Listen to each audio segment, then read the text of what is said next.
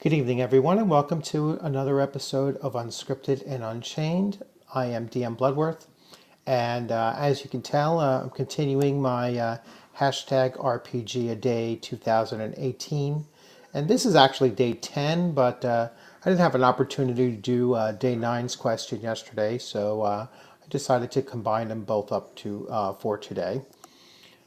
When I first looked at these two questions, the first question is how has a game surprised you? And the second question is how has a game changed you? I was, really trying to find a game that would answer both questions. And, you know, if I found one game that would answer the first question, really well, it didn't really address the second question, and vice versa. So I am going to split it between two different games here. And so, as far as how has a game surprised me, for the most part, I generally went into particular games, RPGs, especially tabletop RPGs, having already played them. Usually a friend had them beforehand, and and so I played them first, and then I went and I purchased them for myself. So it would have to be a game that I purchased kind of blindly, and the game that probably surprised me the most in these years of RPG, playing has been Mythrog. So Mythrog is a fantasy. Oh my gosh, it's mythical fantasy role playing game. All right, drew a total blank there.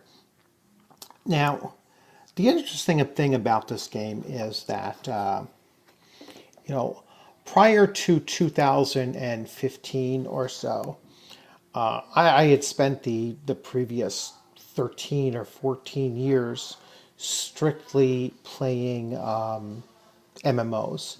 So from roughly 2000 until 2015, strictly MMOs. And prior to that, for probably about 12 years prior to that, I was almost exclusively playing computer RPGs or even console RPGs, whether PlayStation or on the PC. Pretty much those two systems were my mainstay.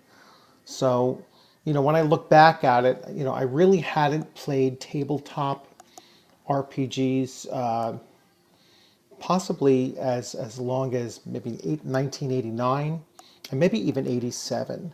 I'm kind of, a little bit vague on it. I would say probably about 2 years or possibly 3 years after I had finished high school was the last time that I played pen and paper RPGs. So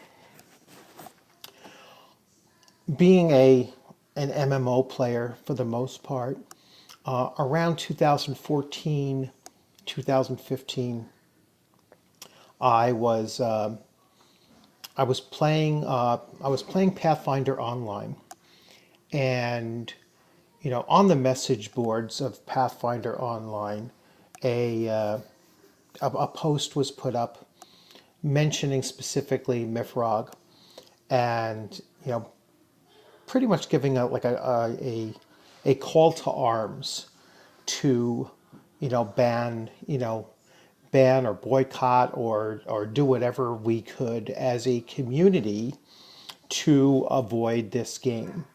And I'm somewhat of a contrarian in that when someone tells me to judge something and I haven't had any contact with it myself, I become kind of skeptical. And so, I had read some of the press on on the game, and some of the negative press about the author. And when I looked into it and I saw that, at the time, I think the entire game system was contained in one book, and at the time I think it was about $11. And so for me, being kind of a student of game systems, I thought to myself, for $11, it's well worth it for me to take a look so that I can make an informed judgment, as to whether or not I agreed with these calls. And I mean, the game was criticized for things like the font style that the core rule book is typed in, which I think is really quite silly. So I was like, you know what? I'm not going to let somebody who's harping about what font type, as long as the font type is readable, I really don't care what the style of the font type is. And so I ordered the book and I started reading through it. And yes, it did have a lot of, a lot of numbers crunching and charts and tables and everything if you chose to use them. And, after a very quick read of the book, I kind of came to the conclusion that, a lot of the criticism that the book had, that the game system had received was kind of unwarranted. And then I found a community on Facebook, and the people I were coming, I was coming into contact with, these were, people very dedicated to the system, very, very good people. And, once I started playing with some of them, and actually my very first YouTube video was a gaming session of Mifrog. So if you go all the way back to, a little bit over a year ago, and you'll see that was my very first YouTube video.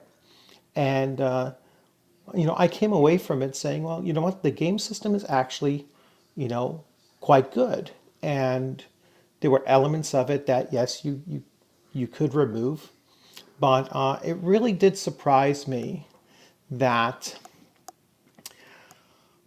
criticism in the gaming industry was, rising to the point that they'd actually call for people across the board to, boycott something, knowing pretty much that, most of the people had no idea what game they were even talking about. It's a very, very niche, you know, not a very well-known game to begin with. So it was kind of like saying, hey, let's boycott, let's boycott something that 14 people know about.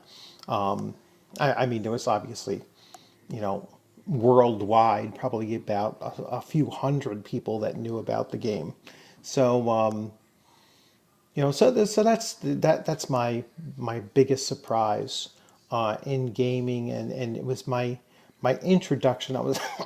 I was also surprised at how quickly I transitioned from MMOs to to tabletop role playing, having been away from it for over 20 years, and then to just jump right back into it again.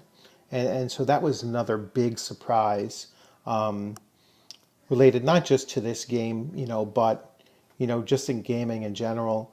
It seemed to, fill in something I wasn't getting from massively multiplayer online RPGs. So that's my, day 9 question, and for Mifrog, that was the game that really exemplified that that surprise for me. Now, my second game, that how has a game changed you? And now I go back to my very first edition, or box set of Dungeons and Dragons. All right, so this, I believe, is the 1980 box set Although I probably started playing Dungeons and Dragons in, I would say, either 78 or 79. I'm not quite sure if it was sixth or seventh grade for me. And Dungeons and Dragons absolutely changed me in that it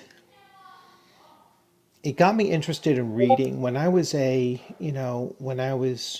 young kid in elementary school and in the later parts of elementary school. I wasn't a very good reader. I was probably reading, a couple grade levels below. And I was actually assigned a reading teacher. So I would go to this reading teacher. If I remember his name, Mr. Sneed. I would go to Mr. Sneed, if I recall, at least twice a week, if not longer than that. And he was working not on my reading comprehension, but my reading speed and just my interest in reading. And even though he didn't give me the interest in reading, that's where, you know, that's where the Dungeons and Dragons came in. Dungeons and Dragons had, got me into reading to the point that, I had gone on a summer vacation and I had read The Hobbit and all three Lord of the Rings novels in 1 week. All right, so between 7 and 10 days, whatever, I forget if it was from Saturday to, the end of the following Sunday or not, but that's how much it got me interested in reading. And, by the time I was in, the eighth grade, so in about 2 years' time, I was reading at the high school level. By the time I was in the 10th grade, I was reading above the college level. So it was just an increase in interest, an increase in, vocabulary, an increase in writing ability, and also an increase in just the genres that I became interested in. And overall, role playing had done that for me. So it wasn't just, fantasy fiction that I was reading, but I was reading science fiction, I was reading horror, I was reading detective novels. I was a huge fan of. The original Sherlock Holmes stories, and so overall, I mean, it really did, for the most part, was probably the most impact on my reading was Dungeons and Dragons. So more so than school or anything that I had actually had to read for school. It was the reading that I had done for my leisure time and for my pleasure. So that's pretty much I think a good, wrap on the two games, the one that surprised me the most and the one that had changed me the most. And I look forward to watching. I've been watching as many, other channels, videos on the same topic of, RPG a Day 2018. If you're new to the station, or to the channel, I should say, if you're new to the channel, please subscribe. And if you like this video, give it a thumbs up and hit the bell so that you'll get alerts when I post up some new content. And share is fantastic if you share. I try to keep these short so that you get through as much of the video as possible, because that's another metric that's kind of important. And so I will be looking at keeping these videos fairly short so that you all get through them.